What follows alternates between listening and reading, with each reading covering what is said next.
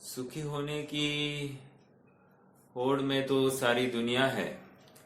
किसी ने रुपया पैसे में सुख माना है, किसी ने संयोगों में सुख माना है, किसी ने भोगों में सुख माना है।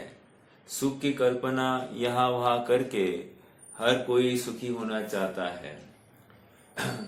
लेकिन आचार्य देव यहाँ पर एक बात कह रहे हैं कि सुख जहाँ है वहीं से सुख प्रसूत होता है, अर्थात सुख आत्मा में है तो आत्मा से ही सुख प्रसूत होता है। अपने को अतीन्द्रिय करने से ही सुख प्रसूत होता है, और जैसे ही यह जीव अपने को अतीन्द्रिय कर लेता है तो वो सर्वज्ञ भी बन जाता है।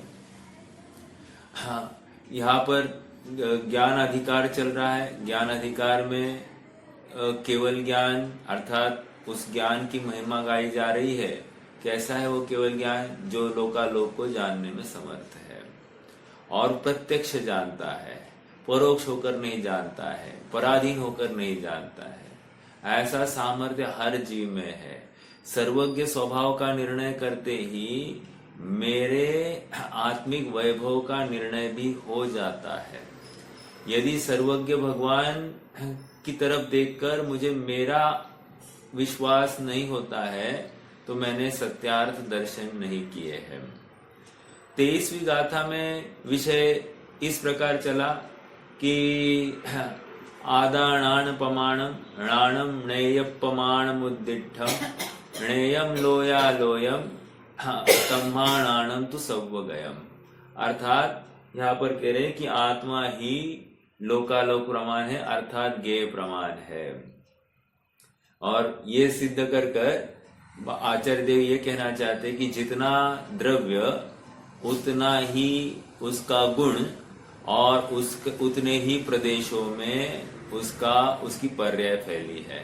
यद्यपि ज्ञान तो लोकालोक में जाता है, अर्थात लोकालोक को जानता है, तो इस न्याय से आत्मा भी लोकालोक में जाता है या लोकालोक को जानता है, या ज्ञान भी या पर्याय भी जहां जहां जानती है वहां वहां द्रव्य भी जानता है, ऐसा कह दिया जा सकता है। उदाहरण बहुत अच्छे अच्छे हैं कि हमको अपने आत्म वस्तु का ज्ञान क्यों नहीं हुआ। तो कह रहे हैं कि आत्म वस्तु का ज्ञान इसलिए नहीं हुआ क्योंकि तुमने मैं आत्मा हूं ऐसा जाना ही नहीं।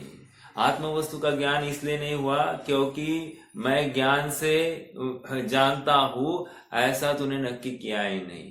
तूने पदार्थ से, विषयों से, भोगों से ज्ञान होता है ऐसा माना है।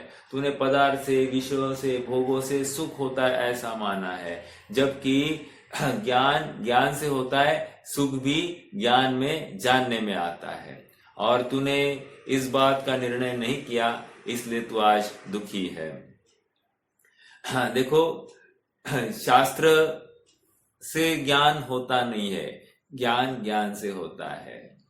मति ज्ञान, किसी का ज्ञान ज्यादा है, किसी का ज्ञान कम है, ऐसा नहीं। ज्ञान ज्ञान ही है। समझ में आ रहा है क्या? ज्ञान में हीनादिकता नहीं होती है। पर्याय बुद्धि जहां पर खड़ी होती है वहां पर हीनादिकता दिखाई देती है, यहाँ पर पर्याय बुद्धि की बात नहीं चलती है। ज्ञान ज्ञान से होता है और ज्ञान मात्र जानने का काम करता है। शुद्धात्म है मेरा नाम, मात्र जानना मेरा काम। अर्थात जानने के अलावा मैं कुछ भी व्यापार करता नहीं हूं। ये जिसे समझ में आता है, और मैं स्वयं से जानता हूं, पर से जानता नहीं हूं, ये जिसे विश्वास है वही सुखी होने का पात्र है। ये सेम लाइंस पर समय सार की 18वीं गाथा है। वहां पर अरे आबाल, वहां पर ये आया है कि सबको सदाकाल, आबाल गोपाल सबको सदाकाल, प्रत्येक समय में ये अनुभूति स्वरूप भगवान आत्मा अनुभव में आ रहा है। वहां पर भाव ये है कि प्रत्येक समय में वो ज्ञान की पर्याय प्रकट होती है, और प्रत्येक समय में ज्ञान की पर्याय को प्रकट होते ही ये ज्ञान को पर के अधीन मान लेता है, और इसलिए इसको ज्ञान होता नहीं है। समझ में आ रहा है क्या? नहीं समझ में आया? देखो, वहां पर ये समझाते हैं कि ज्ञान जिस समय में कोई गे ज्ञान में झलक गया, तो इसने क्या नक्की किया, उसने बाहर वाले गे को नक्की किया, लेकिन जो उस गे को जान रहा था उसको ही नहीं जाना, और इसलिए वो पर्याय चली गई, अर्थात नाश को प्राप्त हो गई, उसने उसका दुरुपयोग किया है। लेकिन द्रव्य इतना बड़ा दिल वाला है कि चाहे जितनी गलती करे, पर्याय चाहे जितनी गलती करे, लेकिन द्रव्य उसको हर समय में और एक नया अवसर देता है, ले न्यू चांस। और ये आज तक अनादिकाल से हर बार एक नवीन चांस मिला, और हर बार इसने उस चांस को बर्बाद किया है।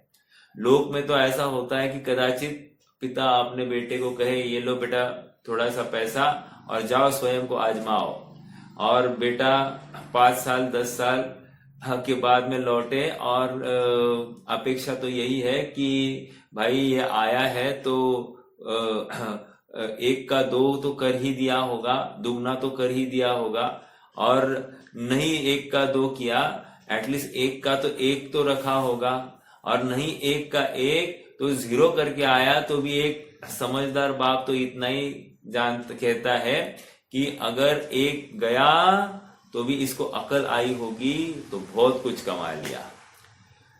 लेकिन ऐसी बात तो व्यवहार में होती है, कदाचित बाप अगली बार देगा नहीं पैसे नालायक जानकर, लेकिन यहाँ पर द्रव्य प्रत्येक समय में एक अवसर इस पर्याय को देता है, लो आजमाओ अपने आप को, अपने सामर्थ्य को देखो, ऐसा द्रव्य बार बार कह रहा है, और पर्याय उसका अनुभव नहीं करती, उसकी उपेक्षा करती है।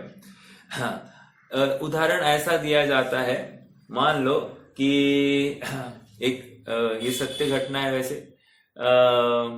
गांधी जी एक बार किसी जगह पर उनका व्याख्यान होने वाला था, तो वे ट्रेन से गुजर रहे थे। उसी ट्रेन में एक व्यक्ति बैठा था जो गांधी जी का परम भक्त था, और वो उनको सुनने जा रहा था। अब गांधी जी ट्रेन में जैसे ही चढ़ गए, तो उतने में एक सीट पर बैठने को हुए, लेकिन वहां पर जो आदमी बैठा था उसने कहा, ये मेरा सीट है, मेरा रिजर्वेशन है, तुम यहाँ पर नहीं बैठ सकते। और योग ऐसा बना कि उसने थोड़ा सा अच्छी बुरी सुना दी उनको, और वो स्वयं बैठा रहा। गांधी जी दरवाजे में आकर ही खड़े रहे और वहीं पे कोने में बैठे रहे। हाँ, ट्रेन जिस स्टेशन पर रुकनी थी वहां रुक गई, और फिर ट्रेन रुकते ही वहां पर काफी लोग गांधी जी को रिसीव करने आ गए। तो रिसीव करने आ गए तो इसने देखा कि जिसको मैंने लाथाड़ा था वही गांधी जी है, और वो चूर चूर हो गया। हाँ, कहने की बात इतनी है कि गांधी जी को देखा नहीं था कि उसने देखा था, लेकिन इनको ही गांधी जी कहते, ऐसा नहीं देखा था। अर्थात उसी प्रकार आत्मा दिखाई नहीं था क्या इस जीव को, दिखता है, लेकिन इसी को आत्मा कहते हैं, या ये इसे पकड़ में नहीं आ रहा है। गेयो को जानकर ये आत्मा है ऐसा इसे नक्की नहीं हो रहा है, जो जानन हारा है वही मैं हूं, ऐसा इसे विश्वास ही नहीं हो रहा है। वो कहता है कि साहब हमको देखना है, दिखाओ ना। अरे जो कहने वाला है वही तो तू है। समझ में आ रहा है क्या? बहुत बड़ी बात है। सामयिक के काल में ये बैठता है और सोचता है कि मुझे दूसरे विकल्प नहीं आए, मैं बस एक आत्मा को ही ध्याऊं, ऐसा बहुत एकाग्र चित्त करने की कोशिश करता है। लेकिन याद रखना, जितना प्रयास करेगा एकाग्र चित्त होने का, आत्मा को ध्याने का, उतना आत्मा दूर जाता है। कैसे? उदाहरण देता हूं। उदाहरण ऐसा है, जैसे मान लो एक बच्चा है, छोटा बच्चा है, और माँ बैठी है। ओके, अब माँ उस बच्चा थोड़ा सा माँ की गोदी से उतरता है और भागता है यहाँ वहां अब खेलने के लिए। तो माँ बार बार जाती है, वहां मत जाओ, यहाँ आ जाओ, खींच के उसको फिर से यहाँ लाती है। फिर से बच्चा उतरता है गोदी से, फिर से भागना चालू करता है। जितने बार माँ उसको खींचकर लेकर आती उतनी बार बच्चा फिर से भाग कर जाता है। अब दूसरी अपेक्षा लगाओ, माँ जहां पर बैठी है वहीं पे बैठे। अब बच्चा क्या करता है, बार बार आगे जाता है, पीछे पलट कर देखता है माँ है ना, हाँ है, तो फिर वहीं पे आसपास घेर घूमते रहता है, वो माँ को छोड़कर जाएगा नहीं। लेकिन जो माँ उस बच्चे को खींच कर लाने का प्रयास करेगी वो बच्चा और दूर भागता जाएगा।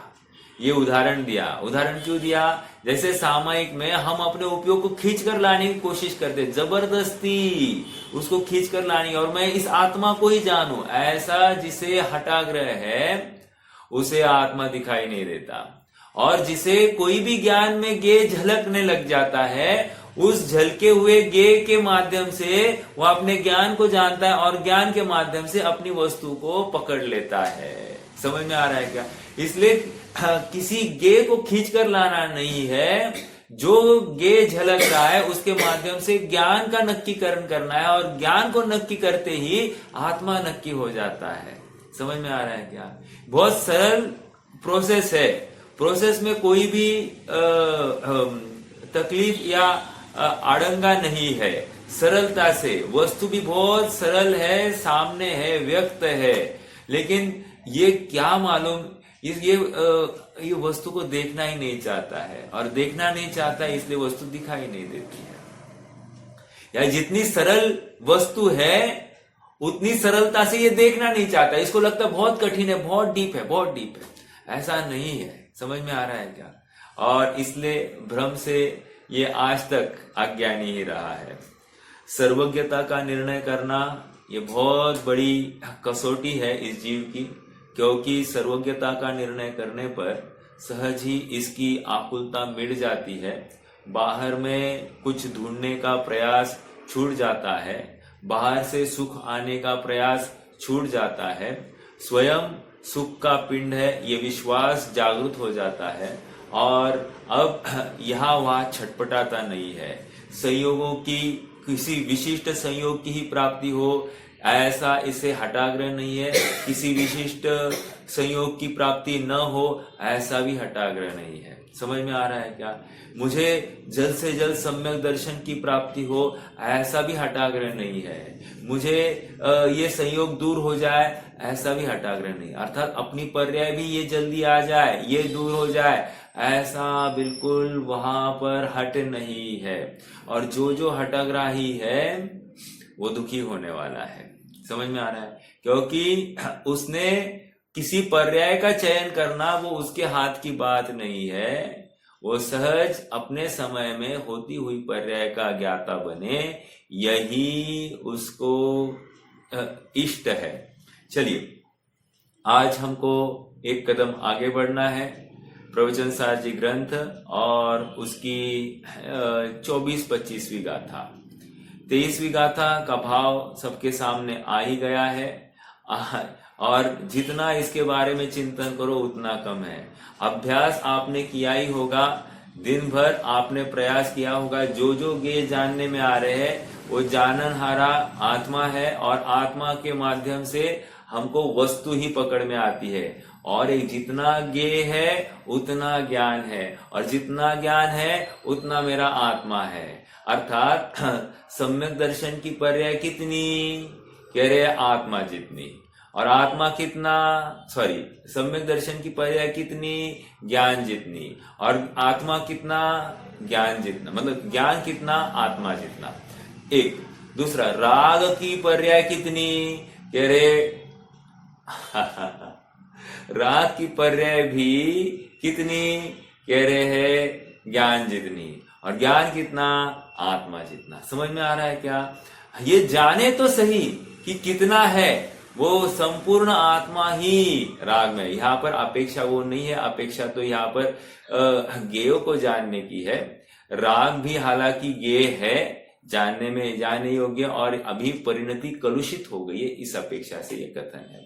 चलिए, अब 24वीं-25वीं गाथा, इसकी उत्थानिका देखिए।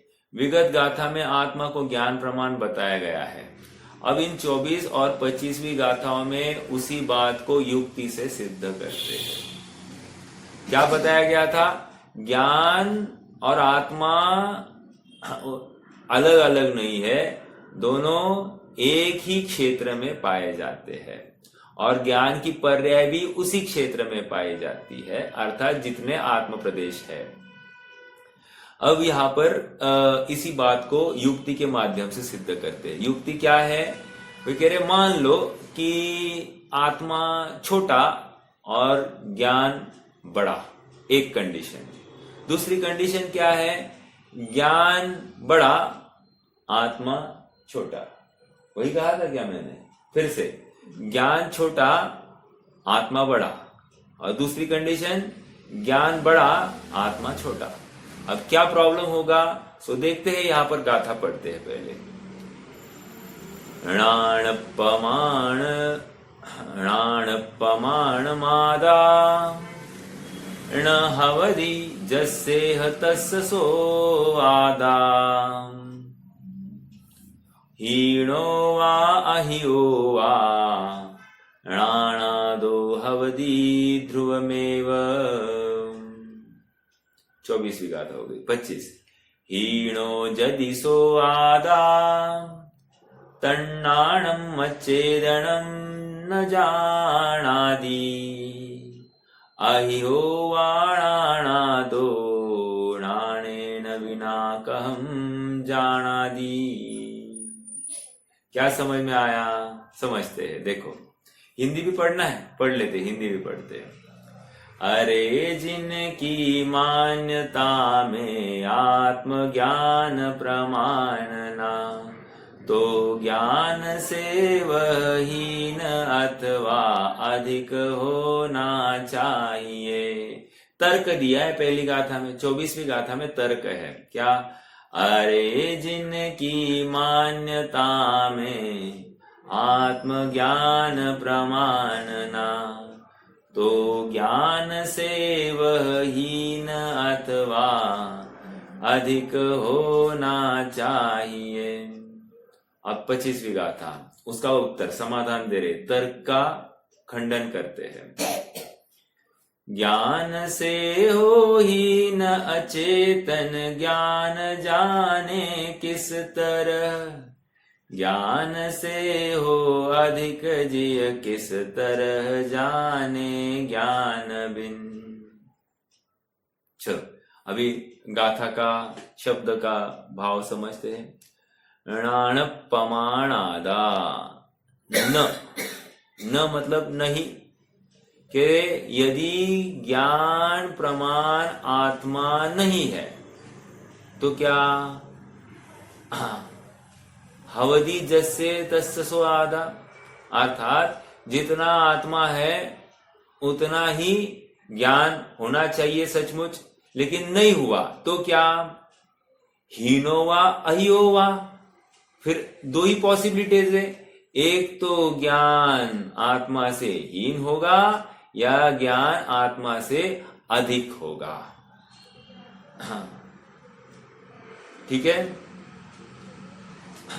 हीनो वा अहियो वा णाणादो हवदि ध्रुवमेव।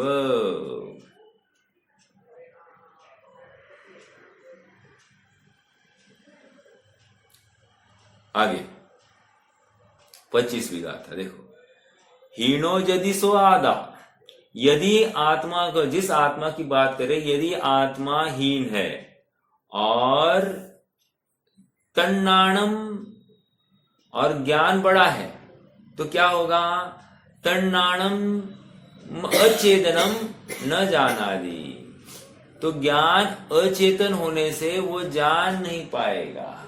एक क्या कहा? ज्ञान छोटा, सॉरी आत्मा छोटा और ज्ञान बड़ा। इसमें क्या प्रॉब्लम है? कह रहे ज्ञान अधिक होने से जितने जितने क्षेत्र में ज्ञान बड़ा है वहां पर अचेतनता आ जाएगी। क्यों?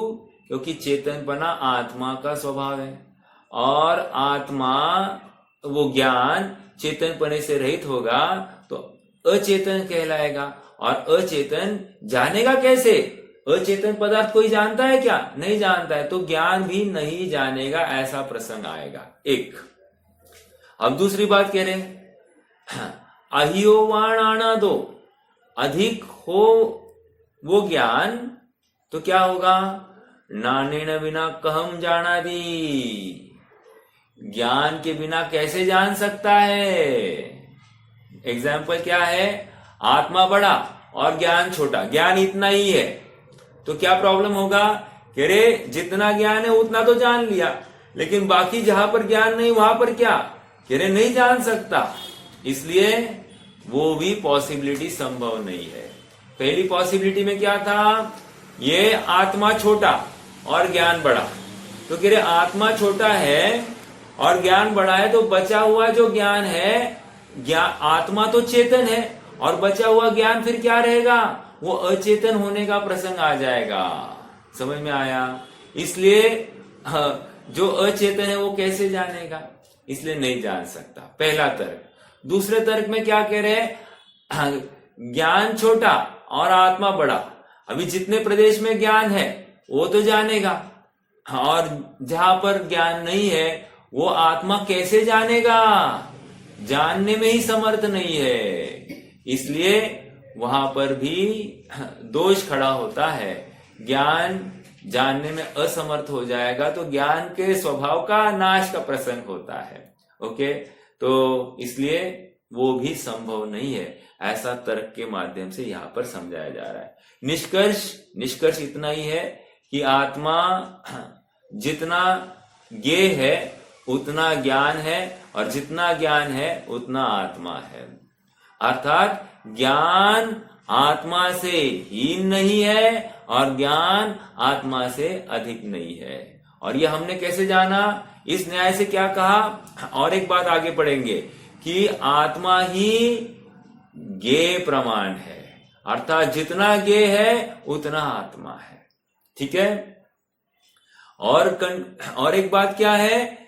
आत्मा स्वयं ज्ञान से जानता है, पदार्थ से, प्रकाश से, बाह्य वस्तु के हयाती में नहीं जानता है।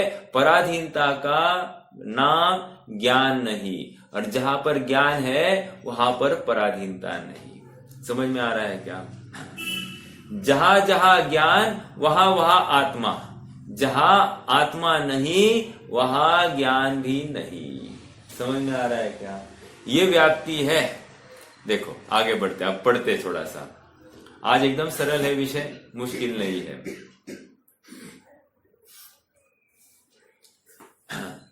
इस जगत में जिसके मत में आत्मा ज्ञान प्रमाण नहीं है, यहां पर मत का अर्थ क्या लेना?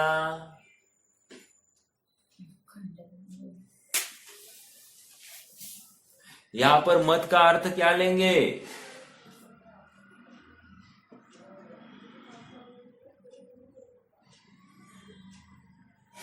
यहां पर मत का अर्थ लेना है मान्यता, प्रत्येक जीव की मान्यता। यहां पर कोई मतांतर नहीं लेना है। समझ में आ रहा है क्या? ये अपना मति, ये अन्य मति, ऐसा नहीं लेना है। यहां पर तो जिस मत में, मतलब जिसके मान्यता में, वो हर कोई हो सकता है। और विशेष रूप से यहां पर किसको समझाया जा रहा है? जो जिनेंद्र भगवान का अनुयायी है उसको समझाया जा रहा है, अन्य मति को नहीं समझाया जा रहा है। यहाँ पर जिनेंद्र भगवान के अनुयायी को समझाया जा रहा है, और उसको कह रहे कि जिसके मत में, अर्थात जिसकी मान्यता में आत्मा अधिक या ज्ञान अधिक ऐसा है, वो क्या है? वो गलत है, मान्यता ही गलत है। देखो, हाँ, इस जगत में जिसके मत में आत्मा ज्ञान प्रमाण नहीं, उसके मत में वह आत्मा अवश्य ही या तो ज्ञान से हीन अर्थात छोटा होगा, या फिर ज्ञान से अधिक अर्थात बड़ा होगा। देखो, एक तर्क से आत्मा बड़ा है और ज्ञान छोटा है, एक। और एक तर्क से ज्ञान बड़ा है और आत्मा छोटा है, दो। कोई बता सकता है क्या? तर्क देना पड़ेगा, तर्क। आत्मा बड़ा, इसका तर्क क्या?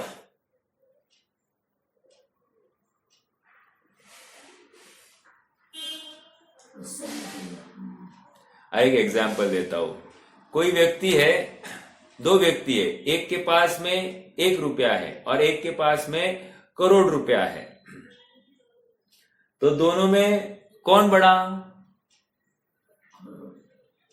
भैया गुण गुणी के संबंध से अगर देखेंगे तो आत्मा बड़ा है और ज्ञान छोटा है, क्योंकि वो एक गुण है। बराबर अनंत गुण बराबर बराबर बराबर, एक बात तो पक्की होगी। मतलब भाव पक्ष की तरफ से देखा जाए तो आत्मा बड़ा और ज्ञान छोटा, एक बात हो गई।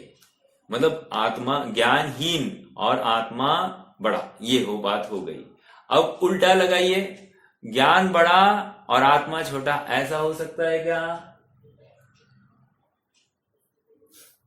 वही एक गुण है जो कि आत्मा को लक्ष्य बनाकर उसको झलका सकता है। वो गुण नहीं है तो फिर नहीं, यहाँ पर अपेक्षा ऐसी ली जा रही है कि आत्मा सर्वगत है, अर्थात सबको जानता है, इसलिए आत्मा ही सभी जगह पर फैल गया है, तो आत्मा बड़ा हो गया और आत्मा की ज्ञान बड़ा हो गया और आत्मा कितना है उतने ही क्षेत्र में है। तो इस न्याय से आत्मा के क्षेत्र से ज्यादा ज्ञान ने जान लिया, इसलिए ज्ञान बड़ा हो गया। समझ में आया क्या? इतना सा तर्क था। मतलब पहला तर्क था भाव पक्ष की तरफ से, गुण गुणी जैसे आपने कहा, और दूसरा तर्क था प्रदेश अपेक्षा ज्ञान बड़ा, क्योंकि ज्यादा जाना, प्रदेश अपेक्षा से ज्यादा जाना, इसलिए ज्ञान बड़ा, ऐसा कह रहे हैं। ठीक है, चलिए। हाँ, बट यहां पर वो बात नहीं, इस गाथा में वो बात नहीं है। यहां पर कह रहे हैं कि आत्मा ज्ञान प्रमाण और ज्ञान ज्ञेय प्रमाण और ज्ञेय लोकालोक, इसलिए आत्मा ही लोकालोक प्रमाण हो गया, अर्थात आत्मा ही लोकालोक को जानता है। इतनी सी बात है। ठीक है, देखो। हाँ बोलिए। अगर वो सूत्र लगाया आत्मा ज्ञानम स्वयं ज्ञानम, हाँ, तो दोनों में इनादिकता का संबंध नहीं है क्या? बहुत अच्छा। हाँ, आपका ये कहना है कि आत्मा ज्ञानम स्वयं ज्ञानम ज्ञानात अन्यत करोति किम। हाँ, यहाँ पर आत्मा ज्ञानम स्वयं ज्ञानम कहकर आत्मा में सभी ज्ञान में अनंत गुणों को व्याप्त कर लिया है। समझ में आया क्या? अर्थात उनको समाहित कर लिया है। ऐसा अपेक्षित नहीं है कि मात्र आत्मा और एक ज्ञान, इसकी चर्चा अपेक्षित नहीं है। वहां पर अनंत गुण उसमें व्याप्त है, ये समझकर ही वो कथन किया गया है। ठीक है, तो उसका लॉजिक अलग बन गया फिर भैया। ओके, हाँ जी। तो आगे बढ़े।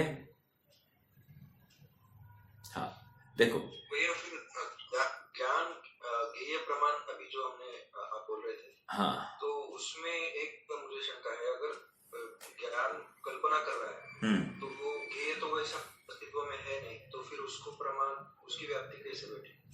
हाँ, देखो, ज्ञान ने कोई आकार बनाया, ज्ञान में ही आकार बन सकता है, तो ज्ञान में आकार जो बना है वो सर्वांग में बना है कि नहीं बना है, प्रश्न है।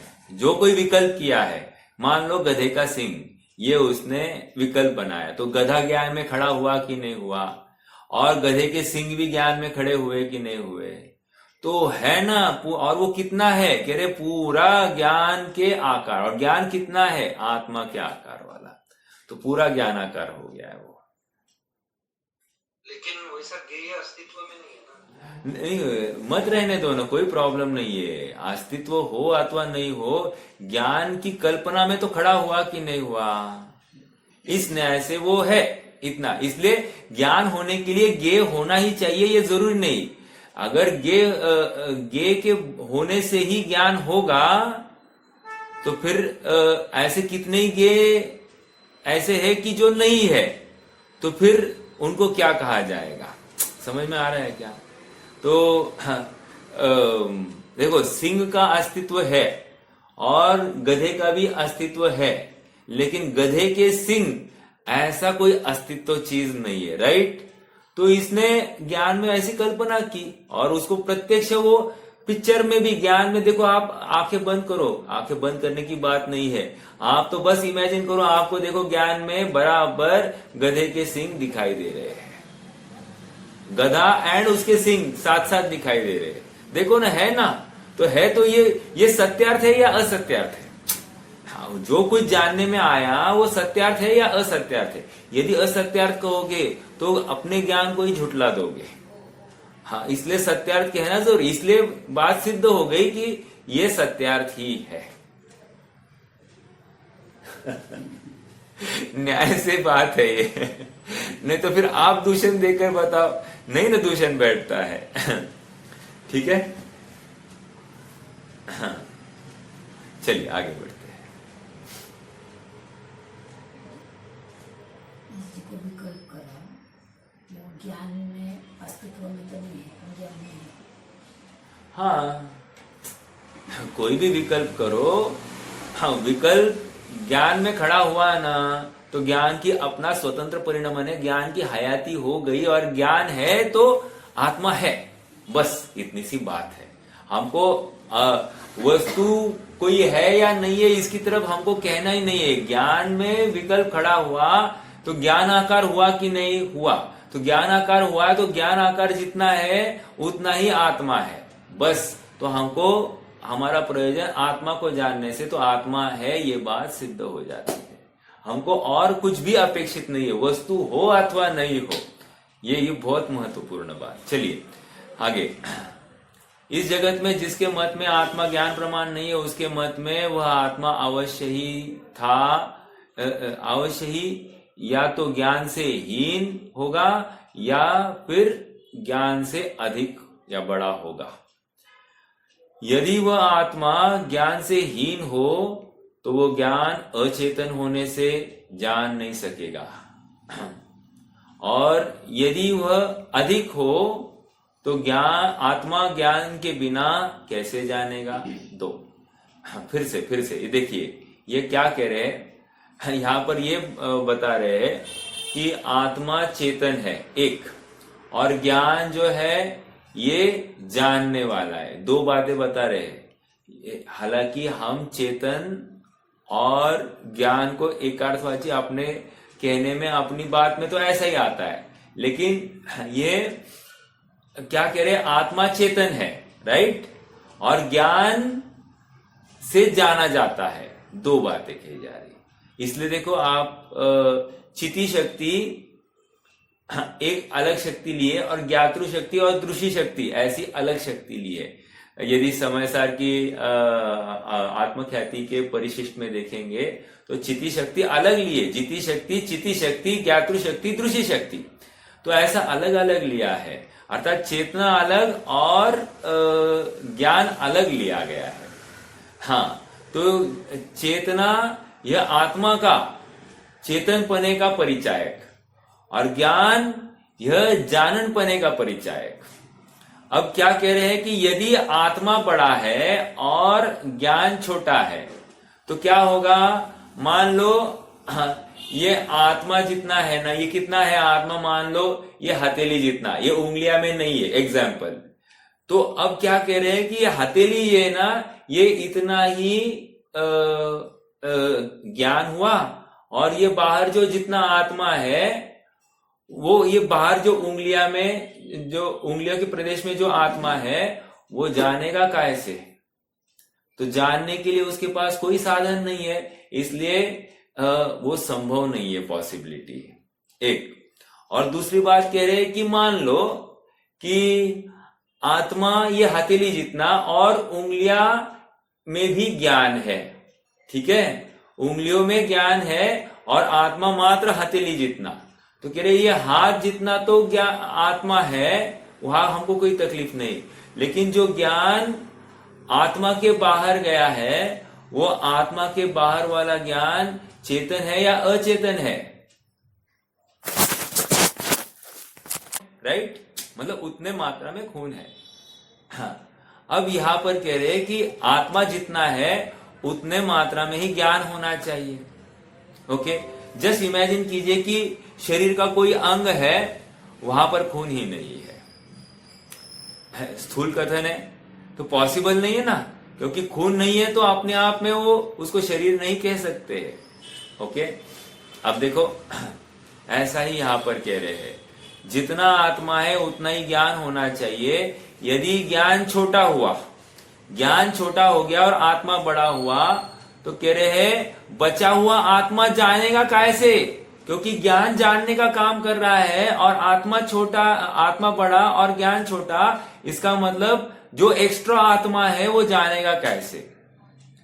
हाँ, तो ये संभव नहीं है, आत्मा के नहीं जानने का प्रसंग बनेगा, जो कि संभव नहीं है। और दूसरी अपेक्षा में ये कह रहे हैं, यदि ज्ञान बड़ा और आत्मा छोटा, ज्ञान बड़ा और आत्मा छोटा, तो कह रहे जो एक्स्ट्रा ज्ञान है, अर्थात जितने प्रदेशों में ज्ञान एक्स्ट्रा है, वे प्रदेश चेतन है या अचेतन। कह रहे आत्मा नहीं है तो अचेतन हो जाएंगे, और अचेतन जानता नहीं है, तो इस न्याय से ज्ञान के अचेतनपने का प्रसंग आता है, अर्थात नहीं जानने का प्रसंग बन जाएगा, जो भी फिर से पॉसिबल नहीं है। इससे इस तरह से हमने ये सिद्ध किया कि आत्मा ज्ञान प्रमाण ही होना चाहिए, खत्म। समझ में आ रहा है क्या? ये इतना तर्क क्यों दिया जा रहा है? Why is it so? देखो मैं आपको कारण देता हूं अभी, क्योंकि क्या है, आपको लगेगा अरे दिस इज यूजलेस यार, ये तो क्या, इसमें कोई विशेष बात नहीं है, मतलब कोई विशेष कुछ समझ में नहीं आ रही। देखो एक मत है, मतलब अनेक मत है। कोई ऐसा मानता है, देखो आपने अक्सर कोई दिव्य ज्ञानी का फोटो देखा होगा, तो उसके यहाँ पर चक्र, यहाँ पर चक्र, यहाँ पर चक्र, यहाँ पर चक्र, ऐसे चक्र देखे कि नहीं देखे? अर्थात वही पॉइंट से जहां पर कॉन्सेंट्रेट कराया जाता है। एक कोई कोई बोलता है मात्र खोपड़ी में ज्ञान है। दो, कोई कोई कहता है कि मात्र इधर नाक के अग्रभाग पर कॉन्सेंट्रेट करो, वहीं पर ज्ञान है, आत्मा है। समझ में आ रहा है क्या? अर्थात अनेक मतांतर ऐसे है, अनेक विचारधाराएं ऐसी है कि वो क्या कह रहे हैं कि ज्ञान किसी विशिष्ट लोकेशन पर है। और इस बात का खंडन करने के लिए इस गाथा का यहाँ पर अपेक्षा ये है कि ऐसी सभी विचारधाराओं को वो झुटलाया जाए, क्योंकि ये ज्ञान पूरा आत्मा में है। मतलब कोई भी गेय ज्ञान में झलका, कोई भी गेय हो वो ज्ञान में झलका, तो ज्ञान ने पूरा उसका आकार धारण किया है, और ज्ञान ने जितना आकार धारण किया उतना ही आत्मा है। समझ में आ रहा है क्या? बस, और इस न्याय से सर्वात्म प्रदेश में वो पूरा आत्मा ही पकड़ में आ जाता है, ये भी बात पक्की होती है। यदि आत्मा मात्र इस मस्तिष्क में होता तो क्या प्रॉब्लम आती? प्रॉब्लम ये होता कि बचा हुआ आत्मा ज्ञान का गेय नहीं होता, मतलब पकड़ में नहीं आता। समझ में आ रहा है क्या? यदि ज्ञान मात्र मस्तिष्क में होता तो बचा हुआ आत्मा कैसे जानने में आता? इसलिए ये प्रॉब्लम हो जाती है। ठीक है, तो किसी विशिष्ट क्षेत्र में आत्मा है ये मानना युक्ति संगत नहीं है, वो उसमें बाधा खड़ी हो जाती है। हाँ भैया, प्रश्न है क्या कुछ? भैया जी, जैसे हमारी अवस्था छद्मस्तकी है, ओके, तो केवल ज्ञान तो पूरा ज्ञान है, लेकिन हमारी अवस्था छद्मस्त है, तो लेकिन शक्ति तो उतनी है। हाँ, तो लेकिन वो ज्ञान हमारे इसमें नहीं है। बहुत अच्छा तो प्रश्न है। वो ये तो फिर वो नहीं, देखो यहाँ पर छद्मस्त हो या केवल ज्ञानी हो, डजेंट मैटर। क्या कह रहे हैं? बताया जा रहा है केवल ज्ञान, क्योंकि वो मैक्सिमम लिमिट बतानी थी, तो इसलिए बताया हमने। वो पर्याय जो बताई वो केवल ज्ञान पर्याय बताई। बट जितना अभी मेरा वर्तमान वर्तने वाला ज्ञान है, वो पूरा ज्ञान आत्म प्रमाण है। अर्थात जो कोई ज्ञेय जानने में आ रहा है वो पूरा का पूरा आत्म प्रमाण है, ऐसा नहीं है कि वो हीनादिक है। ठीक है, एक बात ये हो गई। दूसरी बात, हम ये जो कहते हैं ना, मेरा ज्ञान कम है उसका ज्ञान ज्यादा है, ऐसा भी कहते हैं ना। ऐसा नहीं है। मेरा ज्ञान भी आत्म प्रमाण है, तुम्हारा ज्ञान भी आत्म प्रमाण है। समझ में आ रहा है क्या? ये हीनाधिकता हटा ही दी है, उससे इंफियोरिटी आने का कोई अवसर ही नहीं है। प्रयोजन इतना है कि जो वर्तमान ज्ञान है उसके माध्यम से तुम उसकी यूटिलाइजेशन कर रहे हो कि नहीं कर रहे हो, बस इतना कह रहे हैं। तुम्हें कितनी समझ में आ रही है इसको लेकर हमको कुछ फर्क नहीं पड़ रहा है। तुम समझते हो कि नहीं समझते हो, इससे फर्क पड़ रहा है। कितना समझ रहे हो इसकी बात ही नहीं है, जैसा है वैसा समझते हो कि नहीं समझते हो, उससे हमको लेना देना है। और इतना सा तुम कर पाओगे ना, हो गया, तुम्हें सम्यक दर्शन हो गया, सम्यक ज्ञान है। उस ज्ञान को फिर हम सम्यक कहेंगे। लेकिन आश्चर्य की बात, ये अपने को हीनाधिक मानता है, पर्याय सापेक्ष मानता है। और यहां पर दृष्टि करानी है स्वभाव सापेक्ष। ठीक है, जैसी वस्तु है वैसी स्वीकार कराने का प्रयोजन है। ठीक है, तो हमारा छद्मस्तों का ज्ञान भी यदि है तो भी ज्ञान आत्म प्रमाण ही है। देखो एक एग्जांपल देता हूं। मेरा जो ये आवाज आपके ज्ञान दर्पण में झलक रहा है ना? तो ज्ञान दर्पण में जो झलका है तो सर्वांग में है कि नहीं है वो आवाज? मतलब उसका जाननपना सर्वांग में है कि सर्व आत्म प्रदेशों में है कि नहीं है? इसका मतलब, हाँ, इसका मतलब ज्ञान भी जितना आत्मा है उतना है कि नहीं है? है, अर्थात बात सिद्ध हो गई। देखो और एक बात, चलो, किसी चीज को आपने सूंघा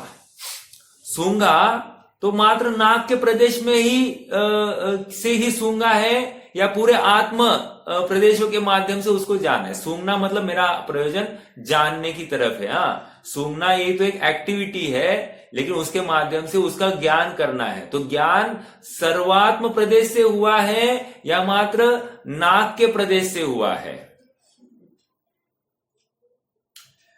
तो सर्वात्म प्रदेश। और एक बात, अभी जो चखा है मैंने, चखने का जो ज्ञान हुआ है वो सर्वात्म प्रदेश से हुआ है या मात्र उस रसना इंद्रिय के उतने से टिप के स्थान से हुआ है, उतने ही प्रदेश से हुआ है? कह रखा तो जाएगा यहां पर, लेकिन ज्ञान तो सर्वात्म प्रदेश में हो रहा है। ये समझना, ये बहुत मार्मिक बात है और ये भेद विज्ञान प्रकट हो रहा है। मुझे मालूम नहीं आप सबको उसका इंपॉर्टेंस फील हो रहा है। हाँ हाँ, अनुभव तो वो स्पेसिफिक इंद्रिय से होता है, तो वो उसको कैसे लेंगे? वो सर्वांग प्रदेश से बोल रहे हैं। बहुत अच्छा। देखो जैसे कुछ भी जानने में आता है तो हम मस्तिष्क पे जैसे जो ये होता है क्लिक होता है, वैसे सब जगह पे नहीं होता है। ओके।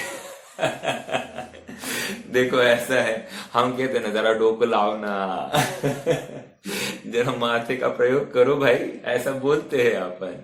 लेकिन ये बहुत बहुत स्थूल कथन है। एक, क्षयोक्षम सर्वांग में है, आत्मा का क्षयोक्षम सर्वांग में है। यद्यपि जाना जाता है किसी विशिष्ट क्षेत्र के माध्यम से, मतलब उस क्षेत्र में आत्मा के प्रदेश आते हैं तो बराबर जान लेते हैं, लेकिन ऐसा क्षयोक्षम सर्वात्म प्रदेशों में है। अभी एक एग्जाम्पल लेते, चलो, मन है ना, मन ये हृदय स्थान में है कि नहीं है? लेकिन मन संबंधी क्षयोक्षम कहाँ है? सर्वात्म प्रदेश में है। समझ में आ रहा है क्या? हमने अवधि ज्ञान का भी देखा था। यदि विभंग अवधि ज्ञान होगा तो नाभि के नीचे कोई कुचिन्ह होते हैं, उनके माध्यम से जानता है। और यदि सम्यक अवधि ज्ञान है तो नाभि के ऊपर कुछ सुचिन्ह होते हैं, उनके माध्यम से जानता है। ऐसा होते हुए भी ज्ञान का उस जाति का क्षयोक्षम सर्वांग में है। ऐसा नहीं है कि कम है या ज्यादा है, वो तो सर्वांग से ही जानता है। अर्थात समझने की बात इतनी है कि चिन्ह विशेष एक निमित्त मात्र है, चिन्ह विशेष निमित्त है, मन का स्थान विशेष ये निमित्त मात्र है, रसना इंद्रिय का वो स्थान निमित्त मात्र है, लेकिन जानेगा तो सर्वांग मतलब सर्व आत्म प्रदेशों से।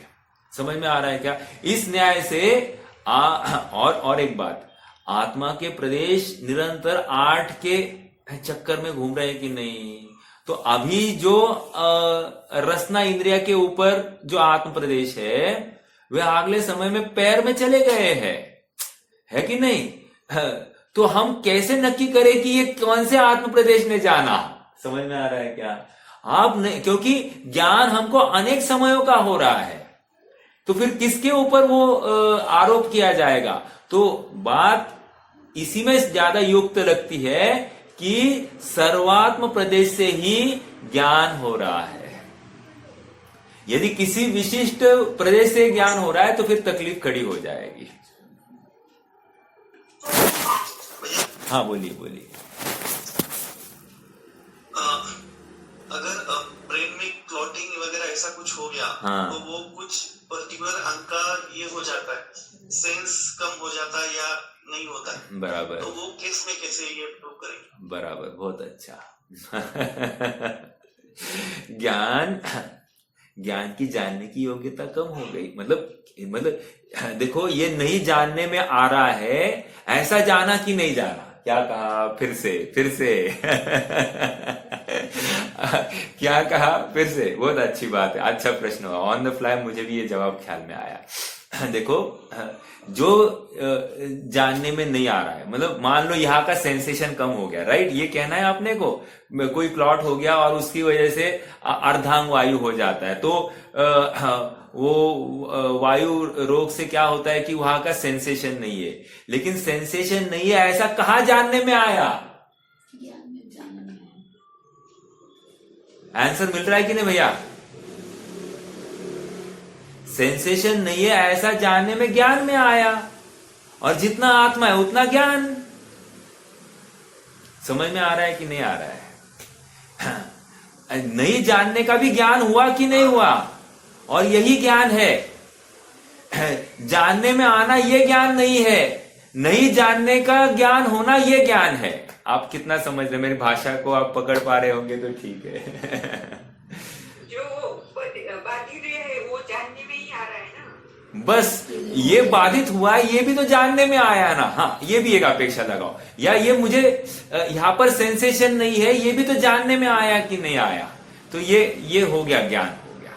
और हमको इतना ही प्रयोजन है, जो मैं हूं वो जानता हूं, बस इतना ही कहना है। मुझे कितना जानने में आ रहा है, कैसा जानने में आ रहा है, कहां से जानने में आ रहा है, ये लेना देना ही नहीं है। जितना मैं हूं उतना मैं जानता हूं। हाँ, यदि आप कहोगे कि यहां पर आत्मा नहीं है या यहां पर ज्ञान नहीं है, ऐसा नहीं कह सकते। यहां पर ज्ञान नहीं है ऐसा भी ज्ञान हुआ कि नहीं हुआ? हाँ, तो आत्मा है यहां पर, और यहाँ के आत्म प्रदेशों में जो ज्ञान है इससे जानने में नहीं आता। ये इस क्षेत्र का स्पर्शन नहीं जानने में, इसका ज्ञान नहीं कर पा रहा है, ऐसा ज्ञान हुआ, और ये ज्ञान होना ही ज्ञान है। बोलिए बहन जी, बोलिए, कोई प्रश्न है? नहीं, वो नहीं कहना है यहाँ पर। याद रखना, यहाँ पर क्षयक्षम नहीं है ये कहना नहीं है। क्योंकि फिर आचार्य की डायरेक्शन गलत हो जाएगी। फिर आचार्य हमको दिखाया है कि भाई तू जानता है, बस तेरा क्षयक्षम कम है ज्यादा ये कहना ही नहीं चाह रहे हैं। यदि कहेंगे तो फिर से तकलीफ हो जाएगी, यहाँ पर फिर से हीनादिकता खड़ी हो जाएगी। और हमको बस इतना ही कहना है कि तू जानता है, तेरा काम जानना है, मात्र जानना तेरा काम, और ये ज्ञान हो गया, और इसी ज्ञान को पकड़ो। तो याद रखना भैया, पैरालिसिस की अवस्था में भी सम्यक दर्शन संभव है, ये बात सिद्ध हो रही है। या मुझे उस इंद्रिया का सेंसेशन नहीं है, ये जानकर भी मुझे सम्यक दर्शन कि मुझे ज्ञान हो गया, और जितना ज्ञान उतना ही आत्मा, और आत्मा तो कहीं गया नहीं है, ये स्वीकार होने पर जो ये कम जानने में आ रहा है ज्यादा जानने में आ रहा है, ये बात खत्म हो जाती है। आत्म वस्तु तो जो कि त्यों भरपूर पड़ी है ना, बस आनंद करो, ऐसा कह रहे हैं। समझ में आ रहा है क्या? मतलब हमारी जो एक साइकोलॉजिकली इंफीरियरिटी थी कि मैं नहीं, वो उसके पास ज्यादा मेरे पास कम है, ये बात खत्म हो गई है, ये बात खत्म हो जाती है। अच्छा प्रश्न था, चलो हाँ बोलिए। हाँ, जैसे उपयोग लक्षण, हाँ। उपयोग यानी ज्ञान दर्शन का जो व्यापार होता है, उसे उपयोग कहते हैं। ठीक है। तो फिर व्यापार किसे कहते हैं? जो उत्पाद व्यय हो रहा है इसको व्यापार कहते हैं। व्यापार यह शब्द क्यों लिया? हाँ जी, व्यापार मतलब उपयोग, जो जानने में आ रहा है उसको उपयोग कहेंगे, उसी को व्यापार कह रहे हैं। ठीक है, एग्जाम्पल लेता हूं। एग्जाम्पल ऐसा है कि अभी मेरी जो आवाज है उसको आप सुन पा रहे हैं, राइट?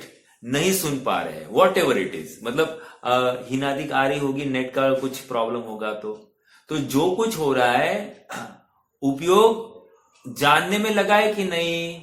तो जो जानने में लगा है उसको उपयोग कहा जा रहा है, और वो व्यापार रूप है, क्योंकि उतना ही जानने में आ रहा है। अन्य अनेक ज्ञेय है, वो जानने में नहीं आ रहे, और ये सुनाई दे रहा है, नहीं सुनाई दे रहा है, इस संबंध ही ज्ञान हो रहा है, तो वही उपयोग है और वही उसका व्यापार है। समझ में आ रहा है? और इसलिए कहते हैं कि उपयोग का ही भोग होता है। बट ये बात थोड़ी अलग है। यहां पर तो ये कहना है कि ज्ञान हो रहा है, बस ये व्यापार रूप जो बात हो रही है, इसको अगर पकड़ते हैं तो इसको आप उपयोग कहो। ओके, बट जानकर हमको आगे क्या करना था? मैं आत्मा हूं ये नक्की करना था। ये प्रोसेस, ये जाना यहां तक छोड़ना नहीं था। फिर से कि ज्ञान में कोई चीज जानने में आ गई, अभी जो जानी है, जानने के बाद में वो ज्ञानाकार है, ये भी नक्की करना था, और ज्ञानाकार होने के बाद में यही तो आत्मा है, ऐसा भी पकड़ना था। यहां तक प्रोसेस जाती तो हमने यथार्थ निर्णय किया।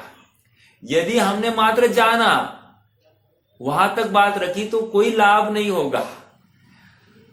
एंड हमारे आत्मा को पकड़ने से होगा, और वो ज्ञान ही पकड़ सकता है, क्योंकि ज्ञान ही ऐसी व्यक्त वस्तु है जिसके माध्यम से आत्मा का निर्णय हो सकता है।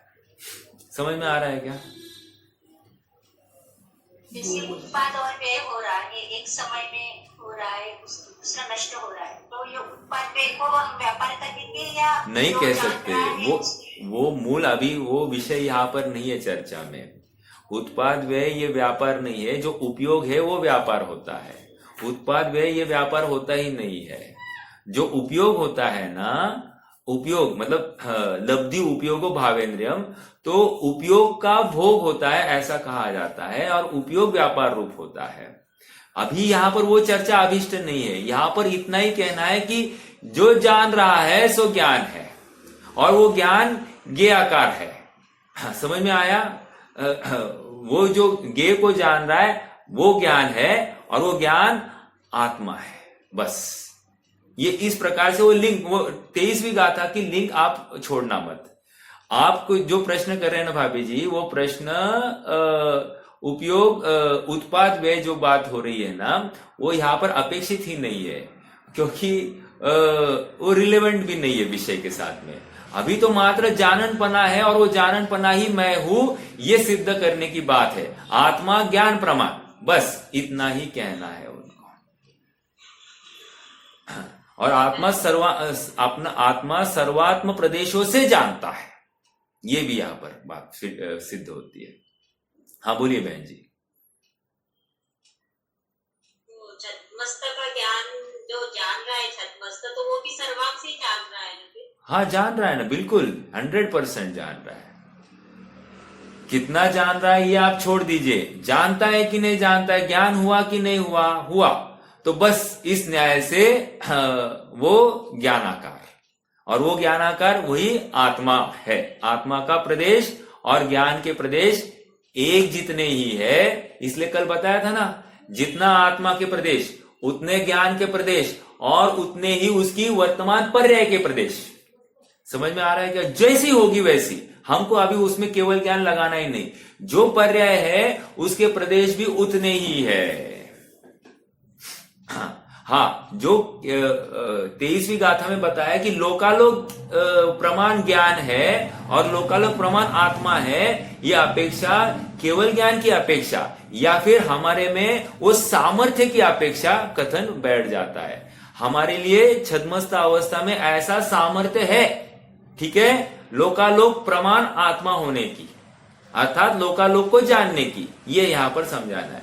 और आज वर्तमान में हमारे ऊपर ये जो ज्ञान पर्याय का निर्णय करना है, तो ये छद्मस्तक की जो अवस्था है उसमें जो जाननपना हो रहा है वही ज्ञानाकार है और वही आत्मा है, बस।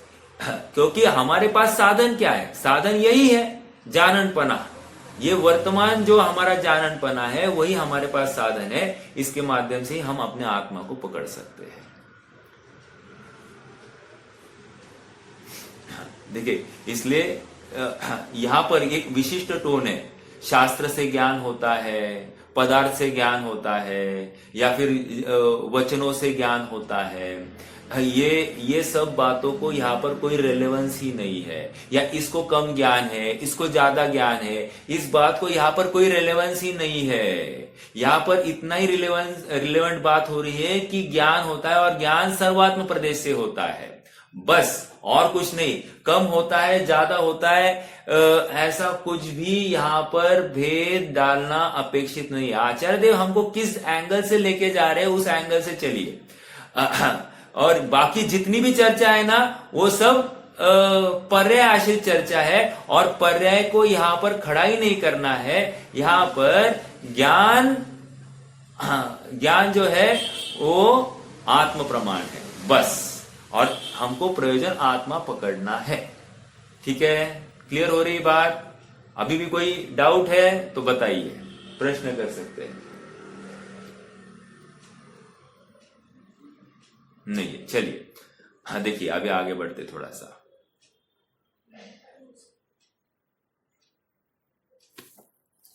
हाँ, सीधी सी बात है कि मिल रहा है बोल्ड में नीचे।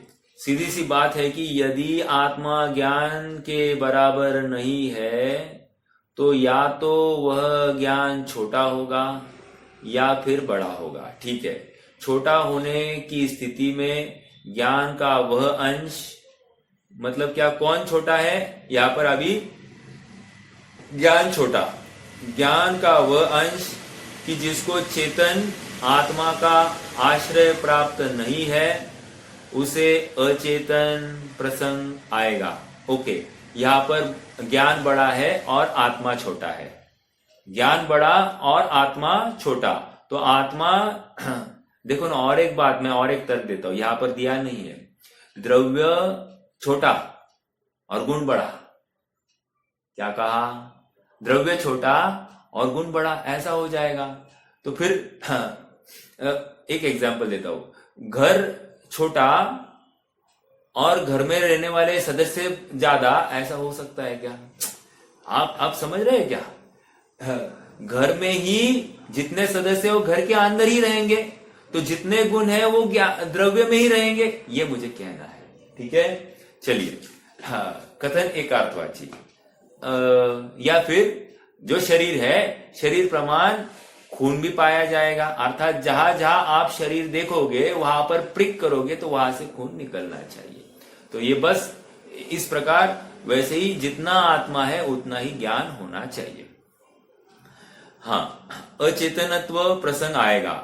उक्त ज्ञानांश को अचेतन मानने पर वह जानेगा कैसे? क्योंकि जानना तो चेतन द्रव्य का ही काम है।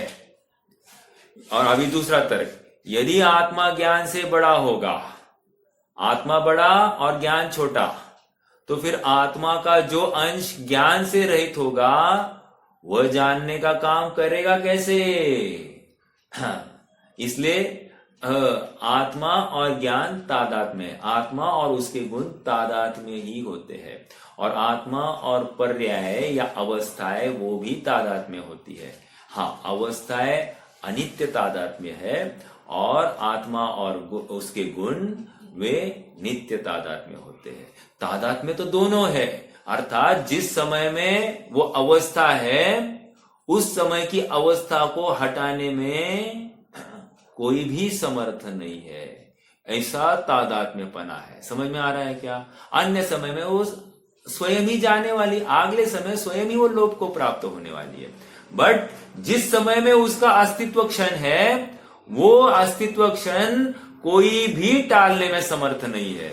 समझ में आ रहा है क्या? अर्थात उसके पांचों समवाय उसी समय हाजिर है और वो स्वयं अपने साथ रखती है वो पांचों समवायों को। ऐसा नहीं है कि उसको कहीं से ढूंढ कर लाना है उनको। ओके, ये इतना उसका सामर्थ्य है, इसी को भगवती शक्ति कह रहे हैं। भवितव्यतां भगवती मदीयन्तु रहन्त्वहं करोमीति यदि सद्गुरुपदेश व्यवसित जिन शासन रहस्या। भवितव्यता वो पर्याय की ऐसी स्वयं की होनहार है, ऐसी सामर्थ्य है, वो वर्तमान उस समय का सत है, और ऐसा सत त्रिकाल में पड़ा है वो। मतलब मान लो वर्तमान में ये अपनी पर्याय व्यक्त होनी है, लेकिन ऐसा सतपना कब से है? कह रहे अनादि से है, और वर्तमान में तो है ही है, और भविष्य में अनंत काल तक इसी समय में उसका सतपना है। ऐसा त्रिकाल में पड़ा हुआ सत है। और इसलिए वो जो माला के समान ऐसा कहा जाएगा आगे, तो माला में जिस स्थान पर जो मोती है वो उसी स्थान पर है, ये उसका स्थान बदल नहीं सकता। उसी प्रकार इस द्रव्य की माला में जिस स्थान पर जो अवस्था है वह अवस्था उसी स्थान पर रहेगी, उसका स्थान चेंज नहीं किया जाएगा, किया जा नहीं सकता। ठीक है, क्योंकि स्थान चेंज होने में द्रव्य खंडित हो जाता है, और द्रव्य खंडित हो गया तो द्रव्य के नाश का प्रसंग आ जाता है, और द्रव्य का नाश होता नहीं है। इसलिए ये कोरी कल्पनाएं है। समझ में आया? विशाल भैया देखो, ऐसा है ना, अभी मान लो हम विचार करें, अभी कल्पना, ये कल्पना कि अभी मेरी मिथ्यात्व की पर्याय, एग्जाम्पल, इस मिथ्यात्व की पर्याय को हटाओ और यहां पर एक सम्यक्त्व की पर्याय को मैं लाया। अभी सम्यक्त्व की पर्याय कहीं ना कहीं से तो उखाड़ कर लानी पड़ेगी, तो यहां का द्रव्य भी तोड़ना पड़ेगा, और आगे की कहीं का तो द्रव्य वहां पर भी तोड़ना पड़ेगा, क्योंकि सम्यक्त्व की पर्याय वहां से यहां लानी है और यहां की पर्याय आगे डालनी है। बराबर। अब ये सम्यक्त्व की पर्याय यहां पर डाल दी, अभी कल्पना में ही बात चल रही है। उसकी अगली पर्याय क्या होगी? सम्यक्त्व के बाद में फिर से मिथ्यात्व। समझ में आ रहा है क्या? तो ये द्रव्य खंडित होने की बात है और वो स्वीकार नहीं है। अब ये तो कल्पना है, कल्पना में इस कल्पना को लेकर ज्ञान स्वयं परिणमित हुआ है कि नहीं हुआ है?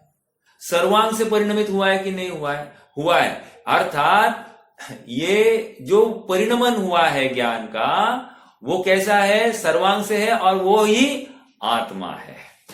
अर्थात जितना आत्मा है उतना ही ये ज्ञान का परिणमन है। ऐसा यहां पर फिर वो कल्पना काल्पनिक हो या सत्यार्थ वाली हो, जो एग्जिस्ट हो सकती है या नहीं हो सकती है, मात्र कल्पना लोक की बात हो तो भी ज्ञान स्वयं सर्वांग से परिणमित हुआ है और उसका ज्ञान हो रहा है। समझ में आ रहा है क्या? इस विकल्प का ज्ञान हो रहा है ना, और वो सर्वांग से हो रहा है।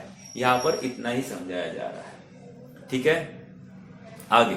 अतः यही उचित है कि आत्मा को ज्ञान प्रमाण ही स्वीकार किया जाए। इन गाथाओं का भाव तत्व प्रदीपिका टीका में आचार्य आमनुचंद्र इस प्रकार स्पष्ट करते हैं। यदि यह स्वीकार किया जाए कि आत्मा ज्ञान से हीन है, तो आत्मा से आगे बढ़ जाने वाला ज्ञान अपने आश्रयभूत चेतन द्रव्य का समवाय संबंध न रहने से अचेतन होता हुआ रूपादि गुणों जैसा अचेतन होने से नहीं जानेगा। समझ में आया?